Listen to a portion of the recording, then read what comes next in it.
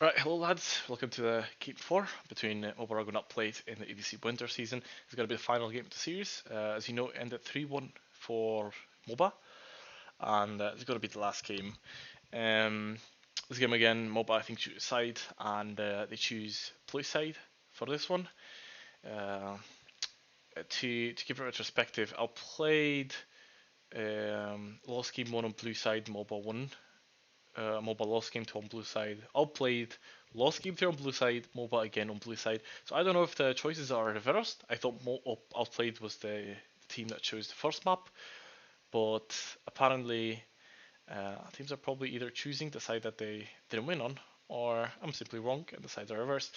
Regardless, coming into the draft here, and we already see the first few bans coming in. We see MOBA banning away the Nocturne again, trying to open up the Tristana play for Aki, which was very good in game 2, even against the counter pick, was super impressive. Casio response from Outplayed, I guess, opens up a possibility of a rise here, um, with MOBA apparently not really going into the rise that early on, as we know for game 2. Outplayed did leave Rise open, and MOBA didn't really take it and left it instead for OP on 3 to take it. So I suppose maybe Outplayed is taking their bets that MOBA is going to leave the Rise open again, and without Casio in the way, there's no hard counter pick to it available. But MOBA said choose to ban the Rise. Outplayed choose to ban the Syndra, so fairly standard bans across the road. Syndra a very good champ for Guppy. We've seen last game how impressive he was, even in a volatile matchup. He managed to outlane Rarish and Darkrai. Coming in then to Canaban from MOBA, probably against the Ekis and Energy, quite solid. And then Desire with his last ban for Outplayed, quite standard from game 2. Here MOBA choose to take the Nautilus, which was very impactful last game. It's also a flex pick that works well for both of them. Now play just to go into the listen, taking it away from Kema, even with the Kragas open, perhaps maybe afraid of Kema's impact on Lee. Now again, this is very curious again. Brom on 2. So apparently this is a game plan from Outplay to take Brom on 2 when they played red side. I suppose they have something in mind. They do expect probably the Nautilus to be a flex and be able to be flexed mid. So I don't suppose that's necessarily a counter matchup. I suppose maybe it's good into the Leona if Kyuchi wants to take it, or maybe to the Rakan actually. But I don't really understand the pick other than that. Maybe it wants to abuse the fact that Click doesn't play Sicilian, the hard counter pick isn't there, or other counter picks into it are not available because they're simply not Click style or simply not mobile style to run Click in that position. And on that role. And so Lee and Brom end up being taken here. Gameplink is still available. MOBA can still take GP here. It's without Rise being available. Rise not banned but outplayed. Afraid maybe with the Syndra being there. Maybe they could have let Syndra open trade Nautilus for Syndra. Maybe not that comfortable with it. Honestly, Darkrai maybe not comfortable with Nautilus at all. Leona is still a good pick into him, but they still choose to go Brom here. Curious. Um, with a GP being available, Kragas being available here, Kema I think could take the Kragas here. Other choice for him would be Elise. Other choices could be an Olaf for him. Um, Quite a lot of choices available for a jungle pull. But if they do that, they actually don't show their bot lane, and Outplay can complete bot lane here and be able to maybe target Bankubi even more. His Casio and his Syndra are out, so that's already 2 champions that we know he can play. Other champions that he can maybe play are Yasuo, um, and I suppose that's it for not standard bot laners Heimer, but I don't know if he really plays it. And so these are the roles. I suppose they can even go Gragas Yasuo here on 2-3 and threaten a Gragas Yasuo bot lane. Um, Here we see actually Kemal go into Elise instead of Gragas, and they take GP, so they don't really go into the Yasuo, and they don't really want it. And it's going to be the Elise GP, and probably a protective bot lane, something to protect the bot lane. The other coming in, maybe. Oh, Aurelia is open, and finally the picks Aurelia, which I look forward to getting it. Normally when you see GP, you play heavy around the bot side map before GP gets 6, and then you have to play around them. But there's already champions that you can play around the GP. Um, afterwards. Aurelia is one of those champs that beats GP on a 1-on-1, so if you get her ahead, she can run the GP down and make him use ult defensively in top lane. It means that GP effectively goes down in value. It's one of the more solid counter picks because of the 1v1 potential that Aurelia has, but you have to defend the Aurelia early on. She's volatile to ganks in top lane and a long lane. But if you manage to get her ahead in a position where she can play side, I think she can definitely just take out the GP. The safety of the GP is diminished because of the fact that Aurelia has such good mobility that she can take on the minions. So we see that Aurelia there, and we see Tristana ban coming in from outplayed. But then choose to take it early. They were forced to pick jungle and GP there, and I think it was a very good pick by OP. Still not sure about the Brom. Veigar removed there, so removing one option from Rarish to play in the bot lane. Now they've security double AD in jungle top. This could still be an early and mid lane. I think Energy can play it, so it's still a flex pick, but I suppose they want to match Aurelia into the gangplank. Tristana Kai'Sa being removed from Gobi, so 2 standard ADs are available. Zen not available, Kai'Sa not available. The Tristana flex is not there anymore. It wouldn't be a flex anyway since it's a 4-5 for MOBA. So now options are very limited. If they end up picking AD here, Gubi can still choose bot lane, so they can still kind of counterpick the bot lane. If they end up choosing a flex between mid top or just a mid laner overall, I think that opens up a possibility for Outplay to win draft harder. I think with all this being picked in place, and maybe mobile prefer to put this here, you can just pick. You can just pick something that could maybe mash on all this. Maybe pick a Nocturne. Oh wait, Nocturne is banned. Never mind. What can you go mid lane here to be safe? I guess Orianna is a safe choice as always. I don't know why. I don't know if Energy plays it or not. But I think you take Ori and I think you take Cleanse and it's fine. You don't really have matchups that beat too hard. It's kind of fine into Nautilus. It's kind of fine into other mid laners. I think he can play as well. Not much they can honestly abuse you,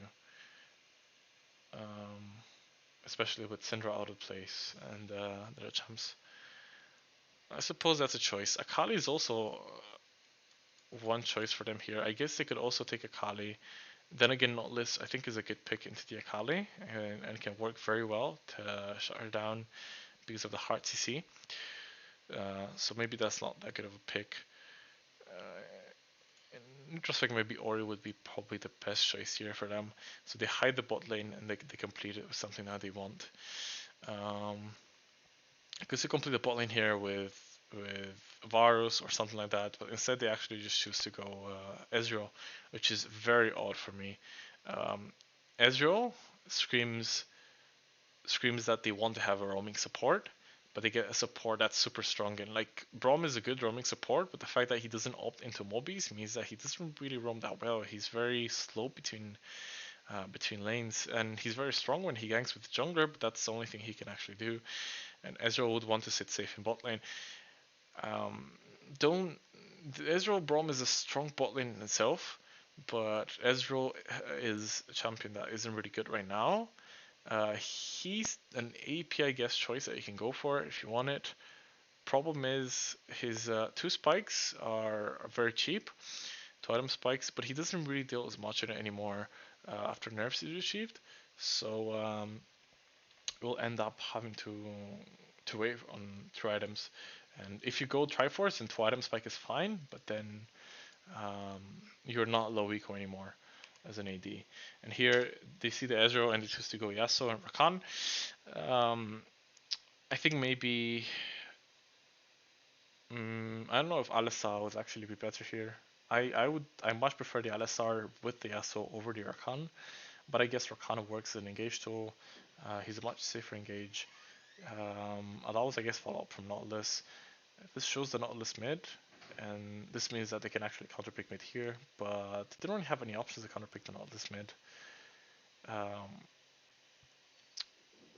Galio is I guess a choice they can play into a Nautilus, and then rely heavily on energy, being able to win side lane into GP, and win through that.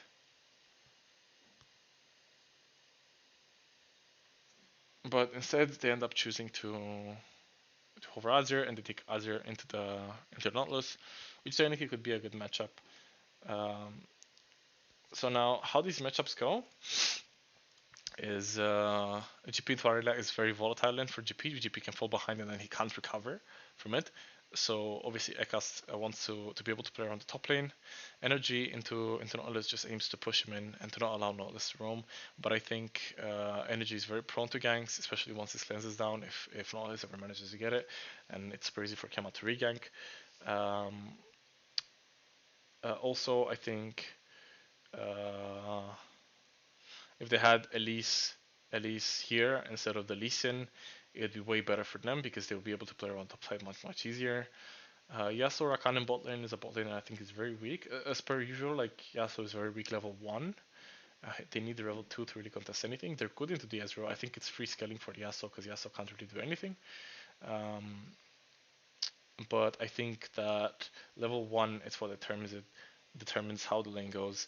And I think Rarish and Darkrai have to abuse level 1 with the Ezreal Braum into these two as much as possible, or else they're gonna hard lose the lane because Yasuo will eventually outscale. Because on level 2 he actually gets to control wave and actually contest it. So overall, I much favor, I think, the OP composition, the mobile role composition, but it heavily depends on the top lane matchup and how it goes. The win condition obviously for OP will be Aurelia top lane and Azir to skill on 2-3 items, because after 2 items he's really progressive. Aurelia usually wins top lane and into this matchup anyway after 2 items. Ezreal can scale into a late game damage threat, but um, I think that like if he goes Triforce, it's very hard to deal then with Yasuo later. I guess his poke is still very relevant, and the fact that you have Ezreal Azir being two very long range champions into the likes of a Yasuo, Gangplank, Nautilus, it's super easy for you. And the only thing you have to watch out is the Rakan engage. Problem is Rakan engages will be followed by Nautilus. Elise early game as a very odd situation in which he just needs to defend the top lane and to maybe find ways to roam with an Nautilus Obaki. But the problem is that top lane will not have prio, bot lane will not have prio early on, and this really puts a strain on Elise early on, because I think even Azir gets prio. So I think it's 3 non-prio lanes for Elise, so that's a free early game for Lee. So Elise has a really hard time in this early game, I believe, to actually do anything, which is the mistake of MOBA and draft. Um, but then again, they base themselves on the fact that Yasuo can actually just kill in this Ezreal lane, which I guess is true, and the fact that they can actually just win before you reach, say, 30 minutes. Because I think on 30 minutes, OP outscales just innately, and I think they win. But they just need to wait for those 3 item spikes on Ezreal, on Azir, and for the dart to scale. So right here is late invade with the Braum. Usually something that's done. I think it's quite a bit slow. Maybe it actually just do it super fast. You just need to win this smite fight here, but they end up losing it. Kenlek takes it, very good for him. And they end up taking first blood. No, actually Lee takes first blood on Gooby, and with no exhaust, they end up getting a response on the Lee. Lee will eventually have to go to red side, and I think, oh, this is hard.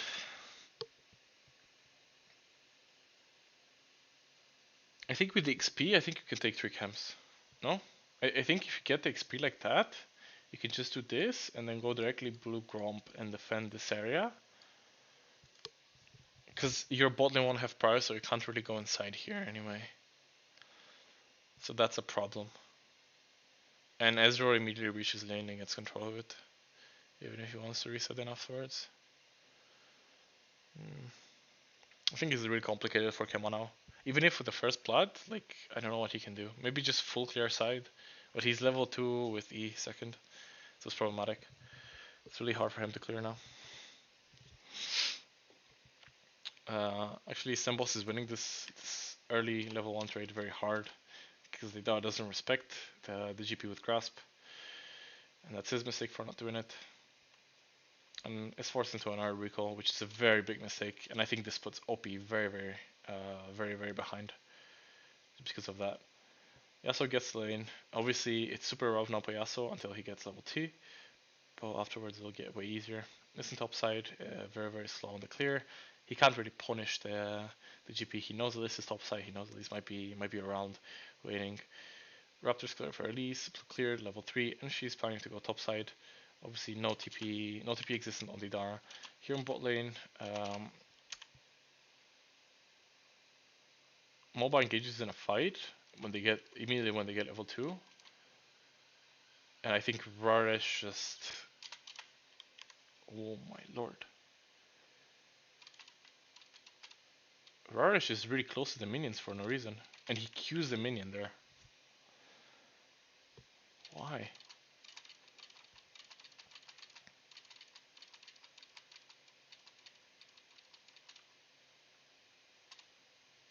Why do you do that?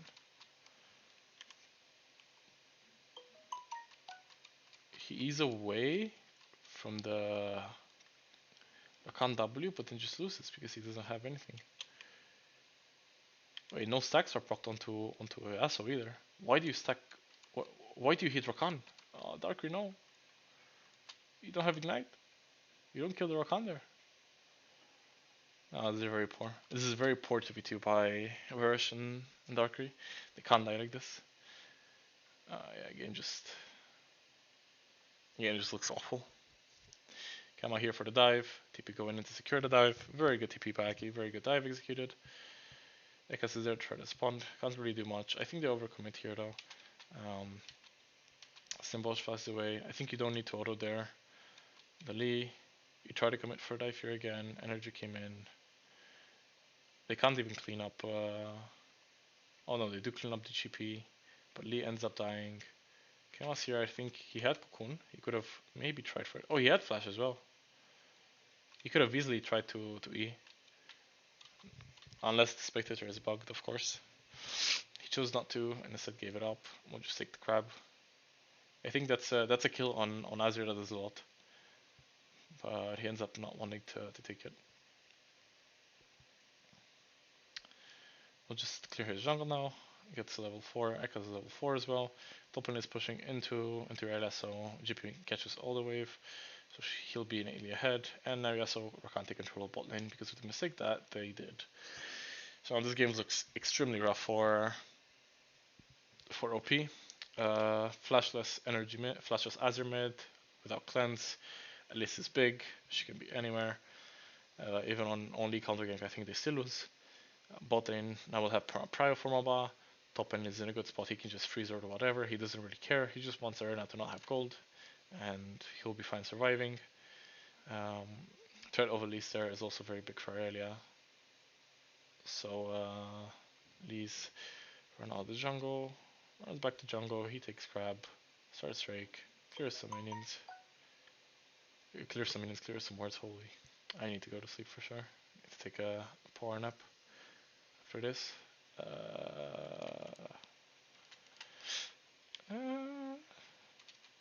Not bad of a decision, I guess. But do you know where Lee is? You know he's in his jungle. You know you forced him out. You know his Krugs are up. So I guess you think he might be going Krugs.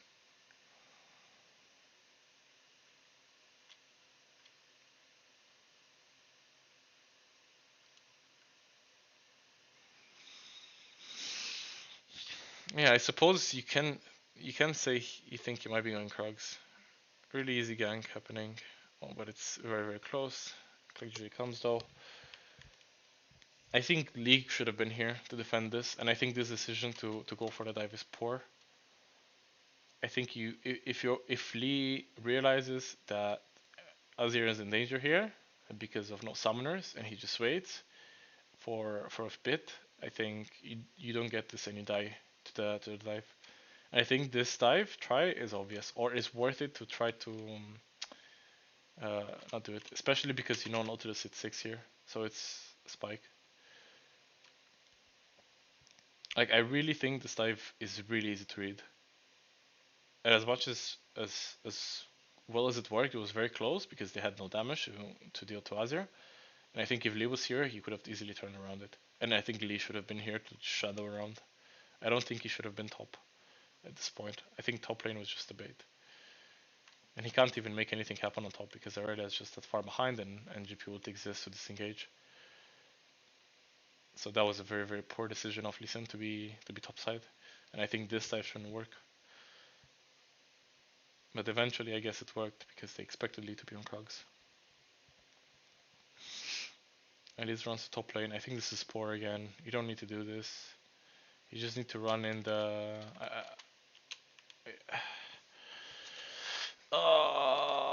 okay. Here you break this and you don't go to hit. You just go back a bit.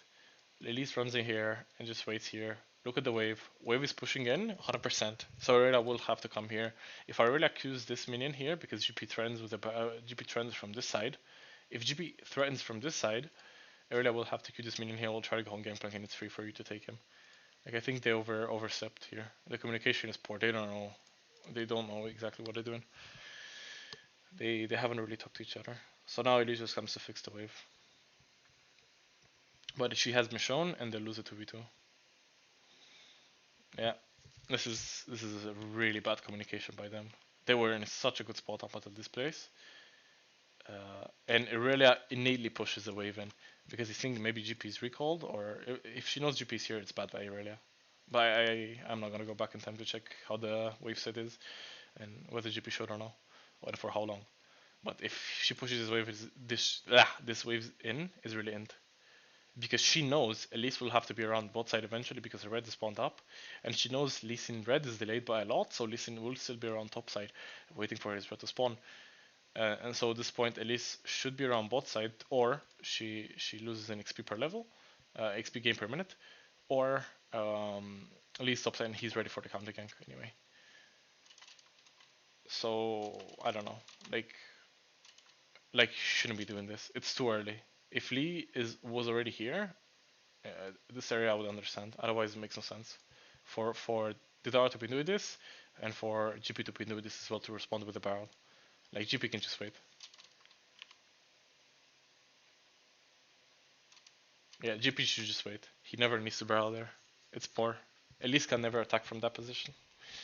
But then Elise shouldn't really be doing this. Like he knows Lee doesn't have anything to do on the map, and he will be topside. It's just clean up. 2 kills for Aurelia is super big, and now the win condition is back in the game. The problem is now the bot lane is so far behind. I don't know if Aurelia will be able to carry this.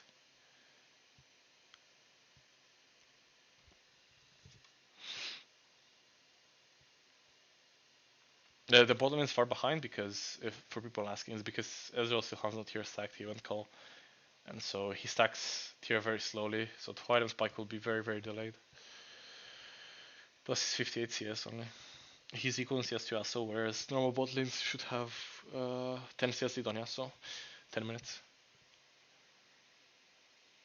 This is a very hard commit on non-engage on the GP. That will never work, and Nika's wasting time. You should instead let Aurelia fix the wave. Maybe go for a dive, invade topside.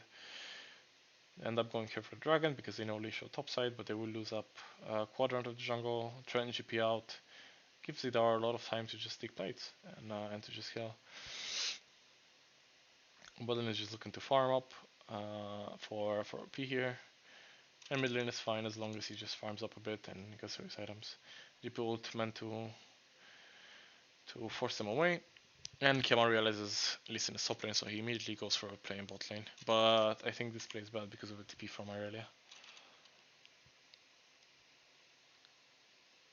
The warder was good by MOBA, but it's too far behind for what OP is doing. And OP just deflected the dive, and that's all you need.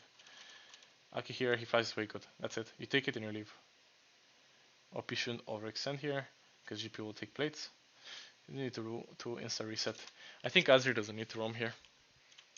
I think honestly, with this play being made, and because they know Kemal will be diving, I think you TP Aurelia, you deflect dive, and you send Azir top catch wave.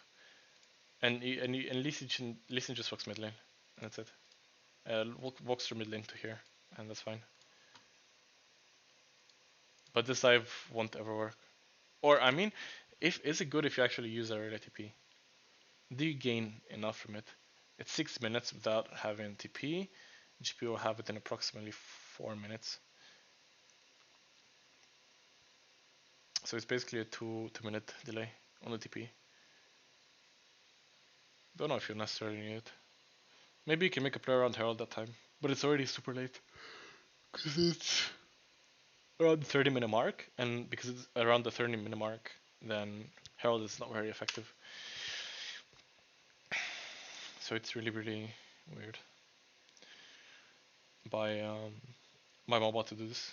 Also for his Lucky Flash, because Azir came here. But Azir should have been top to cash away for sure.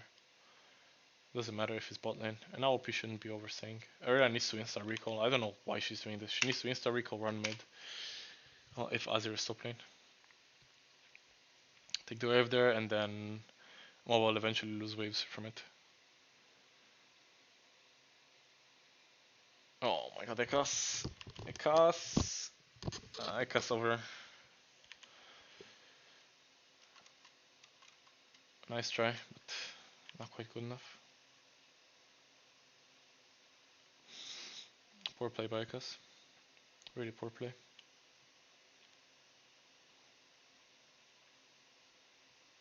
I don't know why he's doing this. He forced it without a reason. And I think it's good for them to force him bot lane now because they have the ultis and the enemy don't have. Kemar responds because he sticks around the bot lane. He should just, oh no, walk up, mate. Mate, walk up. What are you so afraid of? I mean, now Lee obviously comes.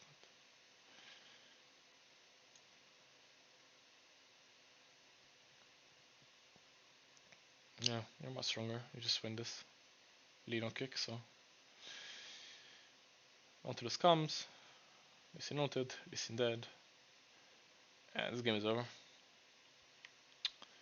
This game ended here. Like, I don't understand why. I really don't understand why Ekas is doing this here, and why Darkrai is trying to help him, and why they're trying to push this wave. Like, you have to back out. You have to respect the elites being here. You have to respect the fact that MOBA are here and have their ultimates, whereas you don't have anything. Oh wait, they don't have ultimates. Wait, what? Where did I miss? Where did they use them? Oh, they used it on the. Oh yeah, so you used ulti on him. Ah shit. You still can't. You still have to respect it. I don't need ults to kill. I guess he has flash. You could flash away. Yeah, okay, he flashes away. That's good. Still, you have to respect Yasuo and the Rakan. So you just need to back out under a tower. And I think you maybe can survive there. Yeah. Poor decision by them. They need to play on a clock with Aurelia, but they don't do this. So OP just innately give up their leads. Very good pick up there. Very good by Click. Very good by Gooby. Our play was good. We take the Herald. You just go top lane and take plates for yourself. The rest of you don't need to overforce mid lane. You just need to pressure the plates mid. Get in their jungle. Maybe get their jungle. They get jungle, good. Yeah, I Gooby just is too big. He has 4 plates taken from bot. He has already 2 solo plates in top lane. Or 3 solo plates in top lane.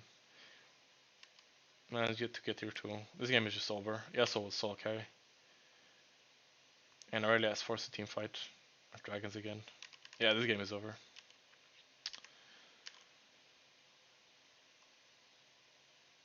Yeah. I don't think there's a reason to watch this. There is no way OP comes back from this. Yasuo is just too big. Yeah. Okay. Okay. There's no point in watching this. This is really, really over. Like overall, this game I think ended the moment that I think Keman and Simpos made them a second top lane. That gave them a chance, gave OP a chance there with Irelia getting those 2 kills. I think that was very poor of them. Other than that, I think the way the smite from Kema Tread was clutch and that was super good. Otherwise, I think he would be in a very, very bad position against Ekas. Ekas, I think, mental boomed or something and just forced a lot of stuff that wasn't necessary. like that played there. Rush and Darkrai played really bad in this lane phase. They died 2v2. I think just overall this Klitsch and Gubi were the best performance from MOBA, and I think Aki was also super good. Like I think the player who performed the best, but maybe isn't given as much from as much praise, I guess, would be Aki. I think his Tristana and his Nautilus are super good. I think he played them. He played two counter matchups, three counter matchups with this one, and he played them super well all the time. I don't think he works very well with Kema together necessarily, but it could be better. Improve. Just like Kema doesn't work with this. I think Kema works better with the bot lane overall. Um, but I really think Ekas played pretty poorly. This game I think Kema played really well. I suppose his pathing was fine. It's just a mistake there that cost a lot, and I think he should have done that. But I think it's more of a miscommunication part rather than his own mistake, being forced by himself. And the dive here really shouldn't have happened. I think he should have called it out that the TP from earlier would come. But I think OP misplayed anyway, and MOBA came out with kind of an advantage anyway out of it. The mistakes from OP come that they don't know how to react to plays. They know how to react to plays when they play Nocturne mid and they make cross map plays, but I think when they have the Azure mid and it's energy on wave clear duty, it's really hard for them to be able to react to cross map plays, and they really have a hard time with it. And the bot lane is just too much of a deficit. The draft is also a huge deficit with Ezreal here and Ebrom. I don't know, not making any sense. But other than that, so the better team won. I think MOBA is a way better team than OP. I think they have much better understanding of the game, and they also have I think better lanes in all three. I think all three lanes are overall better. I think Sempo's being able to play Gangplank and um, be able to play such a defensive champion and allow Gubi and Klitsch to play as aggressive as they want is super important. And I think Aki being able to play counter matchups that are technically losable for him, and still managed to get um, in a good position, or in a position where he still outputs a lot of pressure considering the matchup that was given him, is very good. And I think Kema actually played better than I first saw him, but he still makes some mistakes that are very coin flippy. He still makes, for example, that dive there that's really coin flip and shouldn't happen. And it's a bad decision overall. There was the split map that was very poor as well, but I don't know if that's team wise or him deciding that. I suppose it's team wise since GP already wanted to set up the wave to push into him, but maybe I was wrong with um, my reaction there. Probably still the worst jungler that won, just because the other ones are much better.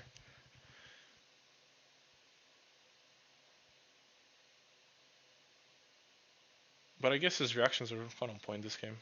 Not to the level that I might have said initially. Yeah, here it's just stupid overforcing. Yeah, this game is over. So, MOBA played really well. I believe these games. But the biggest factor I think was drafts for P, which really hit them down. Really was a major factor in why MOBA had such good games. I think drafts were two drafts hard won for MOBA, one hard one for P, one that was 50-50. But MOBA still executing them better, and so props all of them for playing so well. Actually, everyone on the lineup played pretty well. Kema played way better than I initially believed after watching the games live. Now on the review of the games, like, he actually realized that he didn't actually play that bad. And the decisions that he took are actually team-wide decisions, and I guess it was my mistake to think it was individual. But anyway, I think this is a series from the EVC Winter season. It's actually a pretty boring series because the games are so one-sided because of the drafts in the first two games. Game 3 was very one-sided because of OP mistakes, and Game 4 again, OP made so many mistakes, and the draft was really one-sided as well. I think what needed to happen there is OP to put more pressure on the bot lane and to secure bot lanes that are better, and to just try if you want to secure the Azure mid, I think you just need to secure a better bot lane that can actually scale and can survive. Not the Ezreal that just dies to the Yasuo and gives free scaling to him. Um, Or if you want to give out the bot lane entirely, pick something for Darkrai that can actually roam and have an impact on, and give Rarish as well if you do want to do that. I think they maybe overlooked Varus a bit of time. Maybe they should have baited the Kaiser in from mobile and just pick Varus into it. I think that's also super good. Regardless, this has been game 4 of OP versus Mobile Rogue, and that's kind of a bit of the reviews that I promised to do on Twitter. And I reckon I'll see you guys on another review some other time. Cheers for watching.